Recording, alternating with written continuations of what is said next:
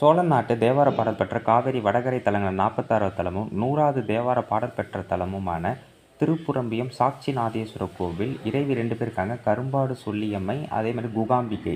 அம்பிகை முருகனை அந்த இடுப்பில் வைத்திருக்கிறதுனால குகாம்பிகைன்னு சொல்கிறாங்க. இவங்களுக்கு சாம்பிராணி தைலம் மட்டும் பூஜை செய்யப்படுது. இங்கே உள்ள விநாயகர் பேர் பார்த்திங்கன்னா பிரளயம் காத்த விநாயகர். இவர் பார்த்திங்கன்னா சங்கம், நத்தங்கூடு, கிளிஞ்சல், கடல் நுரை இதால் செய்யப்பட்ட காரணத்தினால இவருக்கு வருடத்தில் விநாயகர் சதுர்த்தியில் மட்டும் தேனாபிஷேகம் செய்யப்படும். அப்போ செம்பவளம் நிறத்தில் இவர் காட்சியளிப்பாராம். அதேமாரி சோழ மன்னர்களில் ஆதித்த சோழன் வெற்றி அடைந்த திருப்புறம்பியம் போர் நடந்த இடமே இதுதான். அதேமாரி சிலப்பதிகாரத்தில் இந்த ஊர் சொல்லப்பட்டிருக்கு. ஒரு வணிகனுக்காக சாட்சி சொன்னாராம் மதுரையில் இறைவன். அதனால் இவருக்கு சாட்சிநாதர்னு பேர். ராஜேந்திர சிம்மோட நாட்டு ஆண்டாற்று கூட்டம் ஆதித்தேஸ்வரம் உடையார் அப்படின்னு கல்வெட்டில் சொல்லப்படுது. தேவார மூவருமே ஒரு பதிகம் படித்தாங்க. இந்த கோயிலை பற்றி சொல்லணும்னா எண்ணற்ற விஷயங்களுக்கு. அதேமாதிரி மிக முக்கியமான விஷயம் 24 சிறப்பு பெற்ற தட்சிணாமூர்த்தி கோவிலில் இதுவும் ஒரு கோவில்.